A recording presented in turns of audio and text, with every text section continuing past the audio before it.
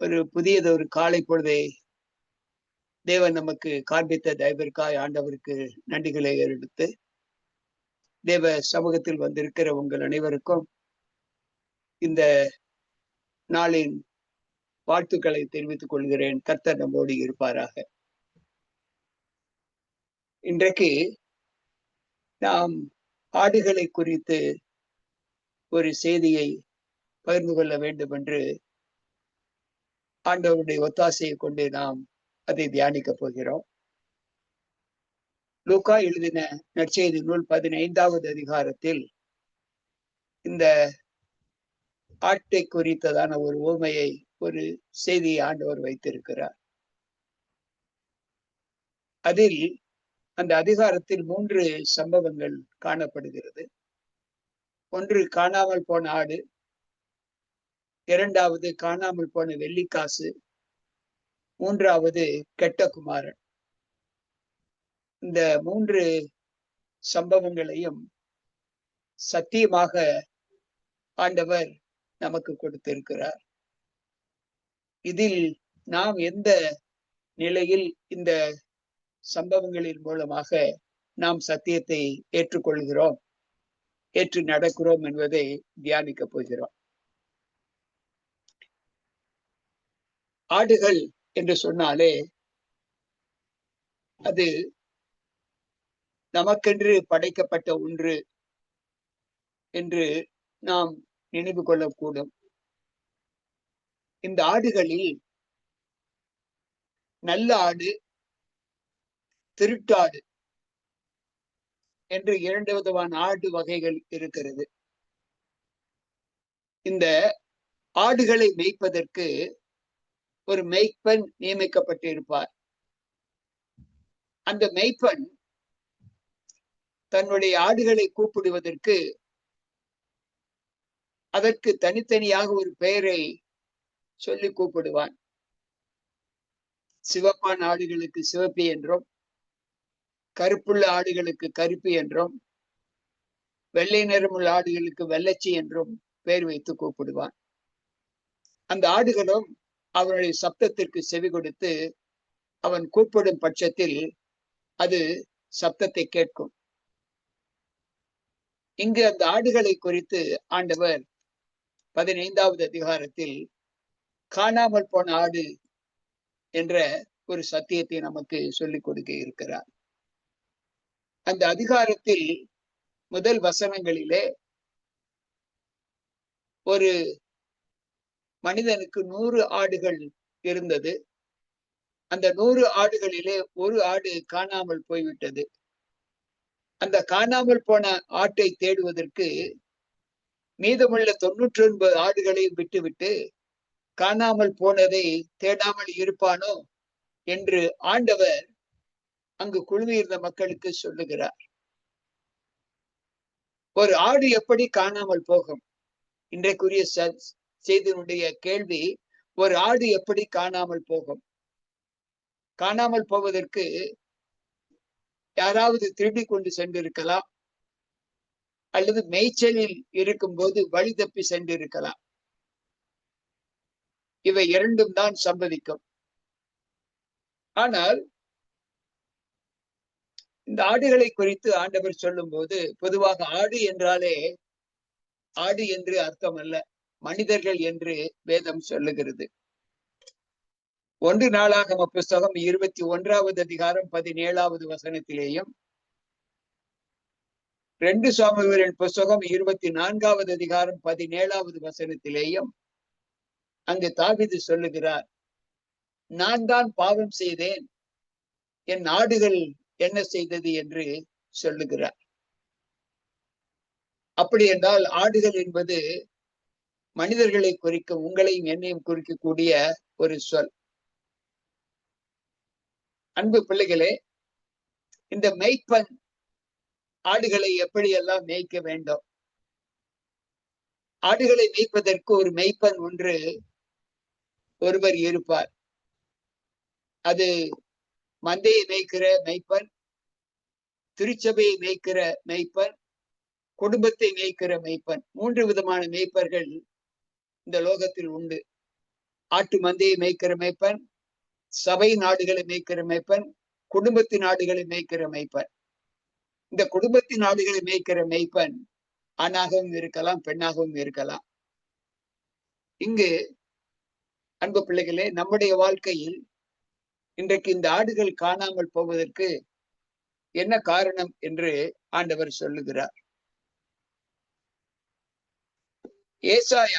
எரேமியா தீர்க்கதரிசியின் புஸ்தகம்,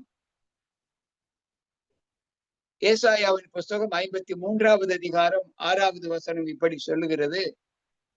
யாராவது வாசிக்கிறீங்களா? நான் வாசிக்கவா?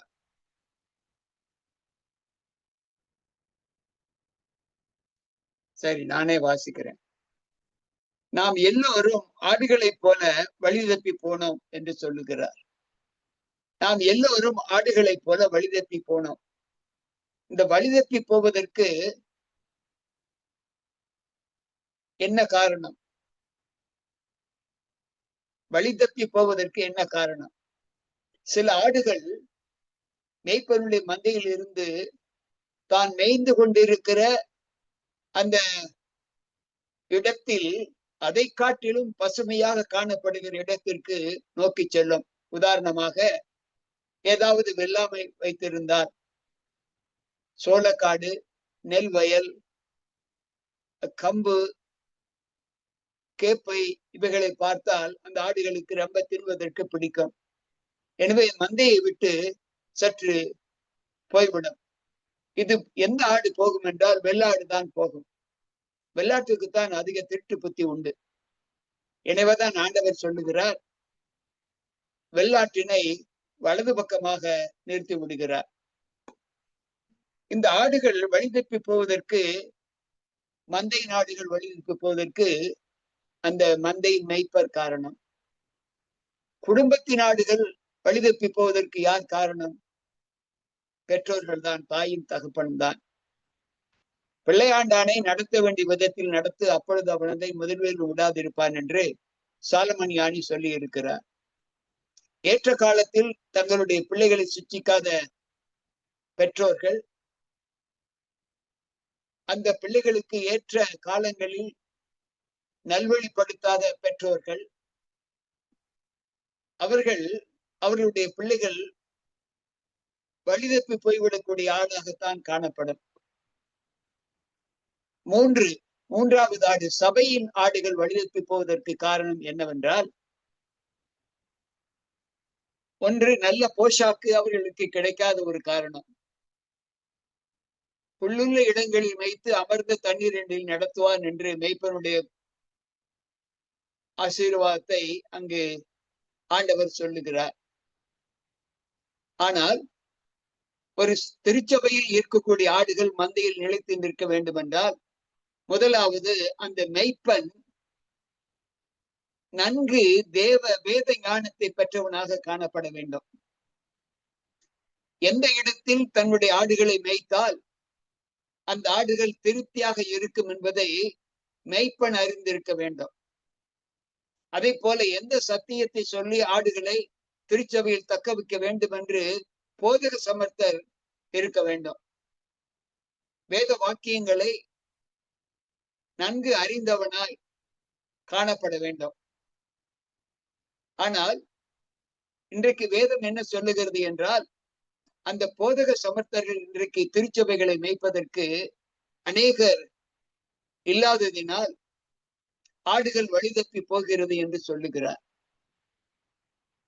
இன்னொரு போதக சமர்த்தர்கள் இருக்கிறார்கள். எப்படி என்றால், 2 தீமோத்தேயுவின் புஸ்தகம் 4வது அதிகாரம் 3வது வசனத்தில் அவர் சொல்லுகிற வார்த்தை என்னவென்றால், தங்கள் சுய இச்சைகளுக்கேற்ற போதகர்களை திரளாய் சேர்த்துக் கொண்டு கட்டுக்கதைகளுக்கு சாய்ந்து போகும் காலம் வரும்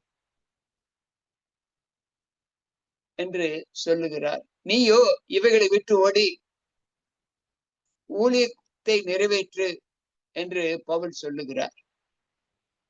3 விதமான போதகர்கள் திருச்சபையில் இருக்கிறார்கள்.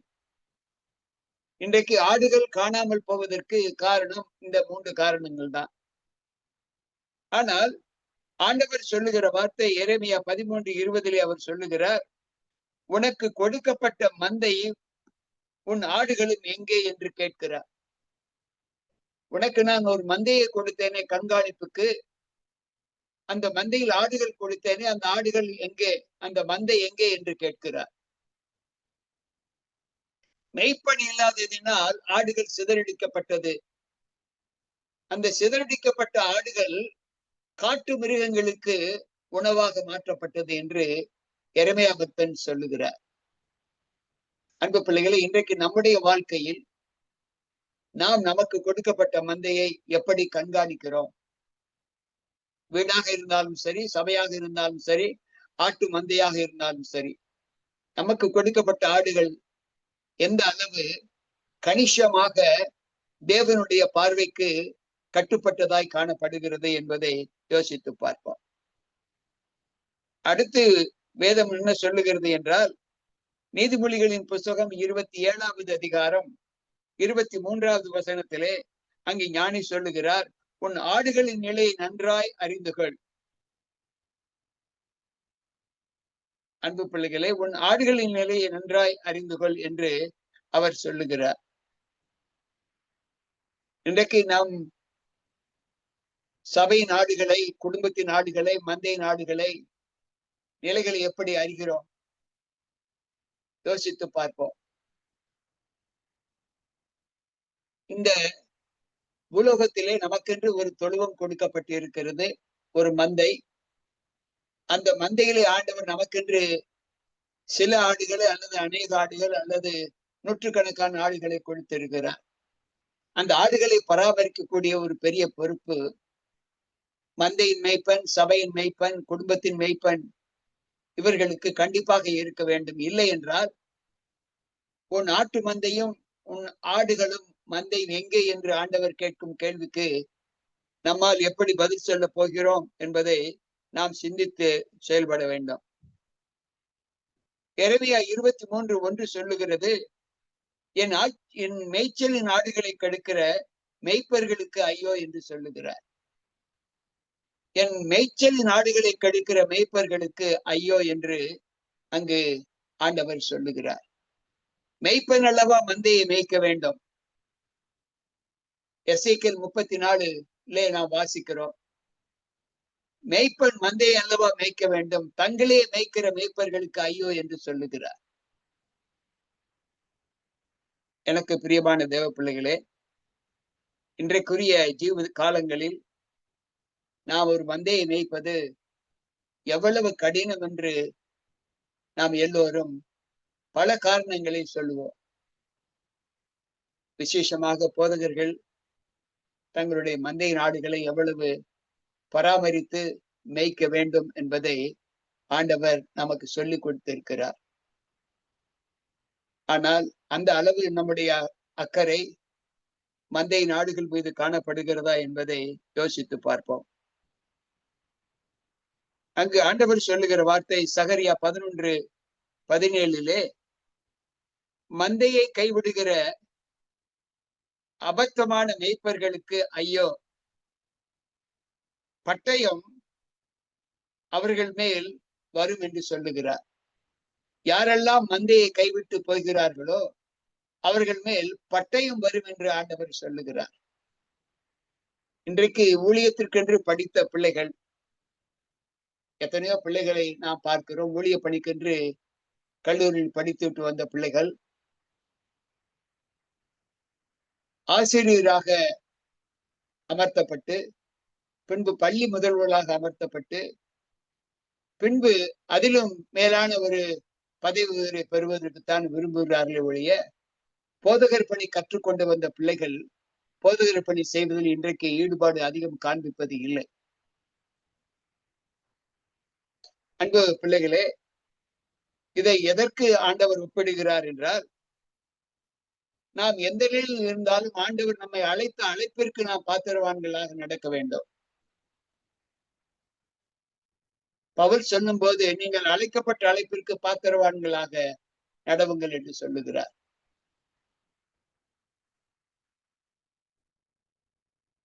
அடுத்து மந்தையை குறித்து அவர் சொல்லும் போது எசேக்கியேல் 34:2 தங்களையே மேய்க்கிற மேய்ப்பர்களுக்கு ஐயோ. தங்களையே மேய்க்கிற மேய்ப்பர்களுக்கு ஐயோ. சபை மீது அக்கறை காட்டுவதில்லை. இன்றைக்கு அநேக இடங்களில் வெள்ளிக்கிழமை ஆராதனைகளும் இருப்பது இல்லை. ஏனென்றால் பக்தி அவ்வளவுக்கு பெருகிவிட்டது. அதிக நேரம் சத்திய வார்த்தைகளை கேட்பதற்கு யாரும் விருப்பப்படுவது இல்லை. ஏனென்றால் எல்லோருமே நன்கு கற்று அறிந்து விட்டோம். நமக்கு தெரியாத சத்தியமாக சொல்லப்படுகிறது என்கின்ற ஒரு மேலான ஒரு ஆலோசனையை பெற்றவர்களாக நாம் காணப்படுகிறோம். ஆண்டவர் சொல்லுகிற வார்த்தை, என் மெய்ப்பன், எசேக்கியேல் 34:8 சொல்லுகிறது, என் மெய்ப்பர் என் ஆடுகளை எண்ணாமல் பாதுகாக்காமல் அறியாமல் போய்விட்டார்கள். என் ஆடுகள் மீது அக்கறை காட்டுவதில்லை. என் ஆடுகளை அவர்கள் தேடுவதும் இல்லை, அதை கண்டுபிடிப்பவனும் யாரும் இல்லை என்று அங்கு ஆண்டவர் சொல்லுகிறார். எனக்கு பிரியமான தேவ பிள்ளைகளே, சற்று யோசித்து பார்ப்போம். மெய்ப்பெருடைய இல்லாமையினால்தான் ஆடுகள் சிதறப்பட்டு போகிறது. அந்த சிதறுண்ட ஆடுகள் காட்டு மிருகங்களுக்கெல்லாம் இரையாக்கப்பட்டது. என் ஆடுகள் சகல மலைகளிலும் உயர்வான சகல மேடுகளிலும் அலைப்புண்டு பூமியின் மீதெங்கும் என் ஆடுகள் சிதறி திரிகிறது. விசாரிக்கிறவனும் இல்லை, தேடுகிறவனும் இல்லை என்று ஆண்டவர் சொல்லுகிறார். மந்தை மேய்ப்பர்கள் அவ்வளவு கவனமாய் மந்தையை மேய்க்கிறார்கள். சிதறிப்போன என் ஆடுகளை தேடுவதும் இல்லை, அதை விசாரிக்கிறவனும் இல்லை. ஒரு ஆடு குறைந்து விட்டது என்றால் அந்த ஆடு எங்கே போயிற்று என்று அதை குறித்து அக்கறை இல்லை. இந்த அக்கறை இல்லாதவர்கள் யார்?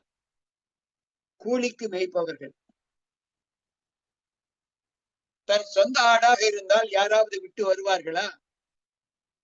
கூலிக்கு மேய்ப்பவர்கள், ஆதாயத்திற்கென்று மேய்க்கிறவர்கள். அதை போல ஊழியத்திலேயும் மேய்ப்பர்கள் இன்றைக்கு, யூதாவின் புத்தகம் 4வது வசனத்தை வாசிப்போம் என்றால், நம்முடைய கர்த்தராக இயேசு கிறிஸ்துவனுடைய கிருபையை காம விகாரத்துக்கு ஏதுவாக புரட்டி ஒன்றான் ஆண்டவராகிய இயேசு கிறிஸ்துவ மறுதளிக்கிற பக்தியற்றவர்களாக சிலர் பக்க வழியாய் நுழைந்திருக்கிறார்கள். எந்த வேலையும் கிடைக்கவில்லை என்றால் பாஸ்டருக்கு படிக்க போலாம். இன்றைக்கு அதுக்கு கூட ஆட்கள் அதிகமாக செல்ல விரும்புவது இல்லை. அன்பானவர்களே, பின்பு எப்படி மேய்ப்பர் மந்தையை நழுவ விடாமல் என்ன செய்வார்? யோசித்து பார்ப்போம். என் ஆடுகளை நான் மேய்த்து நான் அவைகளை மடக்குவேன் என்று கர்த்தராகிய ஆண்டவர் சொல்லுகிறார். நீங்கள் மேய்க்காவிட்டால் என் ஆடுகள் உங்களால் சிதறப்பட்டு போகாதபடி நான் என் மந்தையை காப்பேன், என் ஆடுகளை நான் மேய்ப்பேன் என்று ஆண்டவர் சொல்லுகிறார்.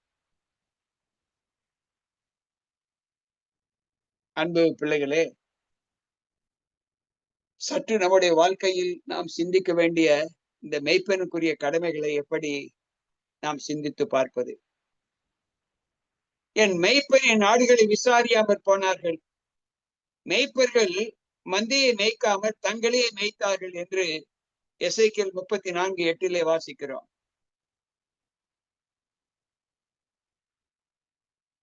அன்பு பிள்ளைகளே, நம்முடைய காலத்து நியமங்கள் எப்படி தேவனுக்கேற்ற அனுகூலங்களை அது காண்பிக்கிறது என்பதை யோசித்து பார்ப்போம். ஒவ்வொரு நாளும் நம்முடைய ஜீவிதத்திலே நாம் ஆண்டவரோடு இசைந்திருக்கிற ஒரு அனுபவத்தை காண்பிக்க வேண்டும் என்று நினைத்தால் அந்த பலனை எப்படி ஆண்டவர் நமக்கு கற்றுக் கொடுக்கிறார் என்பதை யோசித்து பார்ப்போம். நாம் தேவனுக்குள் வாழ்கிற அந்த வாழ்க்கை ஆண்டவருக்கு உகந்த அனுபவத்தை நமக்கு கற்றுக் கொடுக்கிறதா என்பதை யோசித்து பார்ப்போம். உனக்கு கொடுக்கப்பட்டிருந்த மந்தையும் உன் மகிமையுமான ஆட்டுக்கிடையும் எங்கே? ஆண்டவருக்கு நாம் கணக்கு ஒப்புவிக்க வேண்டும்.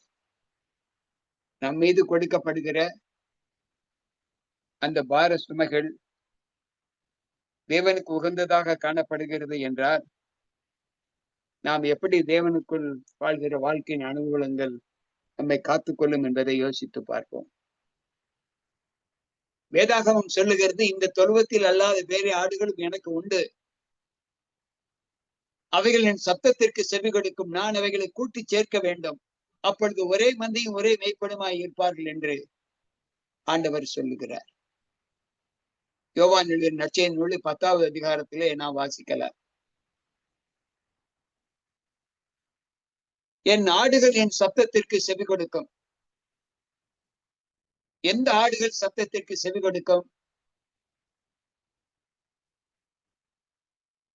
மேய்ப்பனுடைய சத்தத்திற்கு கேட்டு பழக்கப்பட்ட ஆடுகள். எப்படி ரோதை ஜெபம் பண்ணி கொண்டிருக்கும் போது பேதுரு சிறைச்சாலையிலிருந்து வந்து அந்த ஜெபம் பண்ணுகிற வீட்டின் கதவை தட்டும் போது அதற்குள் இருந்த ஜெபித்துக் கொண்டிருந்த பிள்ளைகள் ரோதை சொன்னதை நம்பாமல் அவள் பிதற்றுகிறாள் என்று சொல்லி உதாசீனப்படுத்தினார்கள். மீண்டும் மீண்டும் பேதுரு தட்டி கொண்டே இருக்கும்போது பேதுருடைய சப்தத்தை அனுபவித்த ரோதை, பேதுரு இப்படித்தான் தட்டுவார் என்பதை அனுபவித்த ரோதை, இல்லை அவர் பேதுரு தான் என்று சொல்லி கதவை திறந்த போது பேதுரு நிற்பதை அங்கு வேதாகமம் சொல்லுகிறது. அதை போல ஒரு மெய்ப்பனுடைய சப்தத்திற்கு ஆடுகள் செவி கொடுக்க வேண்டும், பழக்கப்பட்டு இருக்க வேண்டும். இன்றைக்கு தேவ சமூகத்தில் நாம் அவரை நோக்கி கூப்பிடும் போது அவர் செவி கொடுக்கவில்லை என்றால் நமக்கு எவ்வளவு அங்கலாய்ப்பு, எவ்வளவு துக்கம் வருகிறது. ஆண்டவர் சொல்லுகிறார், நான் கூப்பிட்ட போது நீங்கள் எப்படி கேளாமற் போனீர்களோ அப்படியே நீங்கள் கூப்பிட்ட போது நானும் கேளாமல் இருந்தேன் என்று சேனைகளின் கர்த்தர் சொல்லுகிறார். சகரியாவின் புஸ்தகம் 7வது அதிகாரம் 12, 13வது வசனத்திலே இந்த வாசகத்தை வாசிக்கலாம். நாம் மேய்ப்பனுடைய குரலுக்கு கூப்பிடும் சப்தத்திற்கு அனுபவத்தை பெற்றிருக்க வேண்டும். இல்லை, இவர் தான் என் மெய்ப்பர் தான், என் ஆண்டவர் தான் என்னை நோக்கி கூப்பிடுகிறார்.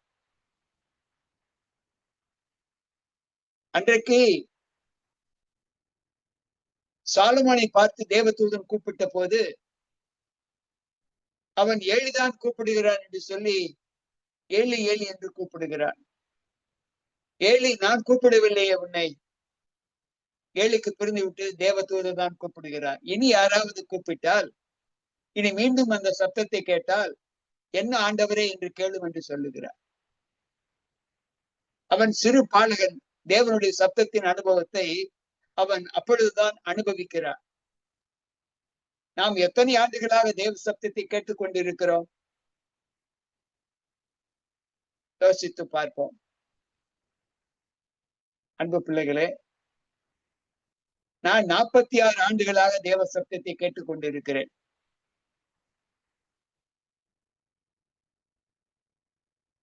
அப்பொழுதும் கூட நான் தேவன் கூப்பிடுவதை அறியாதிருந்தால் என்னை எந்த லக்கத்தில் சேர்ப்பீர்கள்? எந்த நிலையில் நான் தேவனுக்கென்று அவரோடு கூட இருந்திருக்கிறேன்? கண்டும் காணாதவர் போல இருந்திருக்கிறேன். இதைத்தான் ஆண்டவர் சொல்லுகிறார், என் ஆடுகள் என் சத்தத்திற்கு செவி கொடுக்கும், அவைகளை நான் கூட்டி சேர்க்க வேண்டும். எனக்கு பிரியமான தேவ பிள்ளைகளே, இன்றைக்கு நம்முடைய வாழ்க்கையின் அனுபவங்கள் எப்படி நமக்கு காணப்படுகிறது என்பதை யோசித்து பார்ப்போம். ஒவ்வொரு நாளும் நாம் தேவனோடு வாசம் பண்ணுகிற அந்த ஜீவிதத்திலே நாம் தேவனுக்கு செவி கொடுக்கிற அனுபவத்தை பெற்றிருக்க வேண்டும் என்று ஆண்டவர் விரும்புகிறார். அங்கு எரேமியா தீர்க்கதரிசியின் புஸ்தகம் 50வது அதிகாரம் 6வது வசனத்தை வாசிப்போம் என்றால், அங்கு ஆண்டவர் சொல்லுகிற வார்த்தை, என் ஆடுகள், ஏசாயா 50:6, என் ஜனங்கள் காணாமற் போன ஆடுகள். அவர்களுடைய மெய்ப்பர்கள் அவர்களை சிதற பண்ணி பர்வதங்களின் அலைய விட்டார்கள். ஒரு மலையிலிருந்து மறுமலைக்கு போனார்கள். தங்கள் தொழுவத்தையோ மறந்து விட்டார்கள். இங்கு வேதம் ஆடுகள் தப்பி போவதற்கு மெய்ப்பன்தான் காரணம் என்று ஆண்டவர் சொல்லுகிறார். அப்படி என்றால் மந்தையை மேய்ப்பதற்கு நான் அதிக அக்கறை காட்டவில்லை. ஏதோ ஒன்று கூலிக்காக வந்து விட்டேன், வேறு வேலை இல்லை எனக்கு, ஆகவே இந்த மந்தையின் மேய்ப்பராக இருக்கிறேன். அன்பு பிள்ளைகளே, சத்திய வார்த்தைகளை கேட்பதற்கு எனக்கு நேரம் இல்லை. உலகத்தின் ஈடுபாடுகள் என்னை இன்னும் அதிகமாக இழுக்கிறது. ஒரு அரை மணி நேரம் அல்லது ஒரு 3/4 மணி நேரம் இந்த ஜூம் மீட்டிங்ல உட்கார்ந்து தேவனுடைய வார்த்தைகளை கேட்பதற்கு அநேகருக்கு புருஷத்தம் இல்லை. எப்பொழுது ஓடுவோம், எப்பொழுது முடியும் என்று வேகம்தான். அங்கு ஜெபிக்க ஆரம்பித்தாலே அநேகர் அந்த ஜூம்ல இருந்து ஸ்கிப் ஆகி போயிடுவாங்க. ஒரு கூட்டத்தில் நான் பேசிக் கொண்டிருக்கும் போது ஆரம்பத்திலே ஒரு 52 பிள்ளைகள் வந்திருந்தார்கள். அந்த கூட்டத்தின் இறுதி ஜபம் ஏறெடுக்கப்பட்டது. ஒரு சகோதரி எடுத்தால் அந்த ஜபத்தை முடித்து விட்டு பார்க்கும்போது 12 பேர் தான் இருந்தார்கள். மீதி 38 பேர் அந்த ஜபத்திலேயே பிரிந்து போய்விட்டார்கள். எங்குதான் போகிறார்கள் என்று எனக்கு தெரியவில்லை. இதற்கு முன்பு கூட நான் ஒரு ஜூம் மீட்டிங்ல மார்னிங் பிரேயர் முடிச்சுட்டு தான் வர்றேன். சரியாக 8 மணிக்கு இங்கு ஆரம்பமாக இங்கு 7:55 அங்கு முடிந்தது. 5 நிமிடத்தில் இங்கு நான் வந்து சேர்ந்தேன். நமக்கு ஒரு பொறுப்பு கொடுக்கப்பட்டு இருக்கும் போது அந்த பொறுப்பு எந்த பொறுப்பாக இருந்தாலும் சரி, அந்த பொறுப்பிலே நாம் அக்கறை காட்டவில்லை என்றால், உண்மை காட்டவில்லை என்றால், நம்மிடத்தில் யார் உண்மை இல்லதை ஒப்புக் கொடுப்பார்கள்? அன்பு பிள்ளைகளே, சற்று யோசித்து பார்ப்போம். மெய்ப்பன் இல்லாததினால் ஆடுகள் சிதறுண்டு போய்விட்டது. இன்றைக்கு நம்முடைய வாழ்க்கையில் இந்த ஆடுகளின் சூழ்நிலையிலே நாம் நம்மை எப்படி தேவனுக்கு முன்பாக எப்படி நாம் நம்மை ஒப்புக் கொடுக்க போகிறோம் என்பதை யோசித்து, தேவ சமூகத்தில் வந்திருக்கிற நாம் அனைவரும் மெய்ப்பன் இல்லாத ஆடுகளைப் போல, மெய்ப்பன் இல்லாத மந்தையை போல நாம் காணப்படுவோம் என்றால், நம்முடைய வாழ்க்கையில் நம்மால் ஒரு ஆடு கூட வழிதப்பி சென்று போகக்கூடாது. அப்படி வழிதப்பி போனால் அந்த ஆட்டை குறித்ததான கேள்விக்கு நாம் பாத்திரவான்களாக மாற்றப்படுவோம். அந்த கேள்விக்கு ஏற்ற பதிலை ஆண்டவர் நம்மிடத்தில் கேட்பார். பின்பு வலதுபுறமா இடதுபுறமா என்பதை அவர் தீர்மானிப்பார். அன்பானவர்களே, மந்தையை மேய்க்கிற ஒரு பெரிய பொறுப்பு இந்த லோகத்தில் யாருக்கும் கிடைக்க முடியாத ஒரு பெரிய பாக்கியம். ஒரு முறை இங்கிலாந்து ராணி விக்டோரியா ராணி அந்த நாட்டில் உள்ள சகல மனிதர்களையும் பெரிய பெரிய அலுவலர்களையும் கூட்டிக் கொண்டு வந்து அங்கு தன்னுடைய அரண்மனையிலே ஒரு கூட்டம் ஒன்று நடத்த ஏற்பாடு செய்திருந்தார். அப்பொழுது சபையில் இருந்து ஒரு போதகர், பெரிய போதகர் ஒருவரும் சென்றிருந்தார். அங்கு எல்லோரும் தங்களுடைய பதவிகளை குறித்து, தாங்கள் வகிக்கிற பொறுப்பை குறித்து அங்கு பேசிக்கொண்டு இருந்தார்கள். அப்பொழுது ஒருவரை பார்த்து, அந்த விக்டோரியா ராணி ஒருவரை பார்த்து, நீங்கள் ஏன் வரவில்லை என்று கேட்டார். அப்பொழுது அந்த போதகர் சொன்னார், ராணியே, நான் இவர்களைப் போல பெரிய பெரிய பதவியில் இல்லை, அரசாங்க பணியில் இல்லை. நான் சாதாரணமாக ஒரு சபையை மேய்க்கிற போதகனாக, மெய்ப்பனாக இருக்கிறேன் என்று சொன்னார். ஆண்டவருடைய ஊழிய பணி செய்ய மெய்ப்பன் என்று சொன்னார். அந்த ராணி சொன்னார், இந்த உலகத்தில் இருக்கிற, இங்கு வந்திருக்கின்ற இவ்வளவு பெரிய பதவியில் வைக்கிற பிள்ளைகளை காட்டிலும் நீர்தான் உயர்ந்த பதவியில் இருக்கிறீர். உன்னதமான இந்த உலகத்தின் அதிபதியாய் இருக்கிற, சர்வலோகத்துக்கு ஆண்டவராய் இருக்கிற தேவனுடைய பணியை நீ செய்கிற போதகர் மெய்ப்பன் என்று சொன்னார். நீர்தான் உயர்ந்த பதவி என்று சொன்னார். ஆனால் இன்றைக்கு அவ்வளவு மகிமையை நாம் அந்த ஊழிய பணிக்கென்று காண்பிக்கிறோமா? யோசித்து பார்ப்போம். வேதம் சொல்லுகிற வார்த்தை, தேவனுடைய ஆடுகளை மேய்ப்பதற்கு போதகன் சமர்த்தனாக காணப்பட வேண்டும். அன்பு பிள்ளைகளே, வேதத்தை நன்கு கற்று அறிந்த ஒரு அனுபவத்தை நாம் பெற்றிருக்க வேண்டும் என்று ஆண்டவர் சொல்கிறார். ஆசாரியனுடைய உதடுகள் அறிவை காக்க வேண்டும், வேதத்தை உன் வாயிலே தேடுவார்களே என்று மல்கியாவின் புஸ்தகம் 2வது அதிகாரத்திலே 7வது வசனத்திலே நாம் வாசிக்கின்றோம். நீங்களோ வழியை விட்டு விலகி அநேகரை வேதத்தை குறித்து இடர பண்ணினீர்கள்.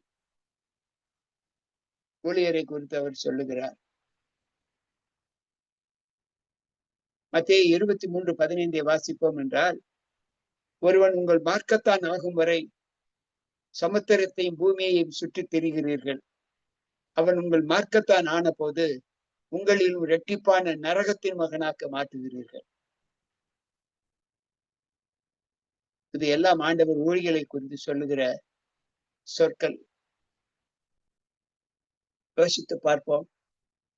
சத்தியத்தை சத்தியமாய் சொல்லாமல் மனுஷருக்கேற்ற பிரியப்படுகிற ஊழியங்களை செய்து வருகிற மேய்ப்பர்கள் இன்றைக்கு அநேகர் உண்டு என்று வேதம் சொல்லுகிறது. கொலோசியரின் புஸ்தகம் 3வது அதிகாரம் 22வது வசனத்தை வாசிப்போம் என்றால், அங்கு ஆண்டவர் சொல்லுகிறார், தேவ சமூகத்தில் பார்வைக்கு ஊழியம் செய்யாமல் தேவனுக்கு பயப்படுகிறவர்களாக கபடமற்ற இருதயத்தோடு ஊழியம் செய்யுங்கள் என்று அங்கு கொலோசியர் 3:22 வாசிக்கிறோம். எபேசியரின் புஸ்தகம் 6வது அதிகாரம் 6, 7, 8 வசனங்களை வாசிப்போம் என்றால், அங்கு ஆண்டவர் சொல்லுகிறார், மனுஷனுக்கு பிரியமாய் இருக்க விரும்புவர்களாக பார்வைக்கு ஏற்றபடி ஊழியம் செய்யாமல் கிறிஸ்துவின் ஊழியக்காரர்களாய் மனப்பூர்வமாய் தேவனுக்கு சித்தம் இன்னதன்படி செய்யுங்கள் என்று சொல்லுகிறார். மனுஷருக்கென்று ஊழியம் செய்கிறவர்களாய் இராமல் கர்த்தருக்கென்றே நல்மனதோட ஊழியம் செய்யுங்கள் என்று சொல்லுகிறார். கலாத்தியர் 1:9-10 வாசிப்போம் என்றால், நான் மனுஷனையா தேவனையா யாரை நாடி போதிக்கிறேன்? நான் இன்னும் மனுஷரை பிரியப்படுத்துகிறவனாய் இருந்தார் நான் கிறிஸ்துவின் ஊழியக்காரன் அல்லவே என்று பவுல் சொல்லுகிறார். எனக்கு பிரியமான தேவ பிள்ளைகளே, இன்றைக்கு நம்முடைய வாழ்க்கையில் நமக்கு ஒப்பு கொடுக்கப்பட்ட மந்தை, அதில் எந்த ஆடுகள் இருந்தாலும் சரி, கருப்பாடா வெள்ளாடா அல்லது இரண்டும் கலந்த ஆடா அல்லது செம்மறி ஆடா, எந்த ஆடுகளாக இருந்தாலும் சரி, பாகுபாடு காண்பிக்கின்ற ஒரு குணத்தை நம் மத்தியில் இருக்கிறது என்று ஆண்டவர் சொல்லுகிறார். இன்றைக்கு நாம் மந்தையின் ஆடுகளாக வந்திருக்கிறோம். நம்மை மேய்க்கிறவர் நம்முடைய மேய்ப்பர். அவர் ஒரு நாளும் இந்த ஆடுகள் மீது பாரபட்சம் காண்பிப்பது இல்லை. நல்மனதோட தேவனுக்கென்று உத்தம இருதயத்தோடு ஊழியம் செய்யுங்கள் என்று படித்தோம். அந்த ஊழியத்திலே பங்கு பெற்றவர்களாய் நம்முடைய குடும்பத்தையும், நமக்கு கொடுக்கப்பட்ட ஆட்டு மந்தையையும், நமக்கு கொடுக்கப்பட்ட சபை மந்தையையும் நாம் கண்காணித்து நல்ல உக்கிரானத்துவம் உள்ள பிள்ளைகளாக நாம் மந்தையை மேய்ப்போம். ஆடுகளை, தவறிப்போன ஆடுகளை தேடி கண்டுபிடித்து,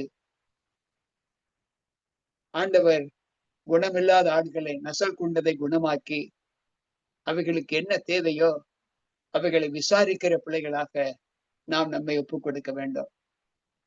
அன்பு பிள்ளைகளே, மந்தை சரியாக இருந்தால்தான் நமக்கு நல்ல போஷாக்கு கிடைக்கும். அதிலும் அந்த மந்தையை கண்காணிக்கிற மேய்ப்பர்கள் தங்களுக்கு உகந்த பணியினை அந்த மந்தையின் மீது காண்பிக்க வேண்டும்.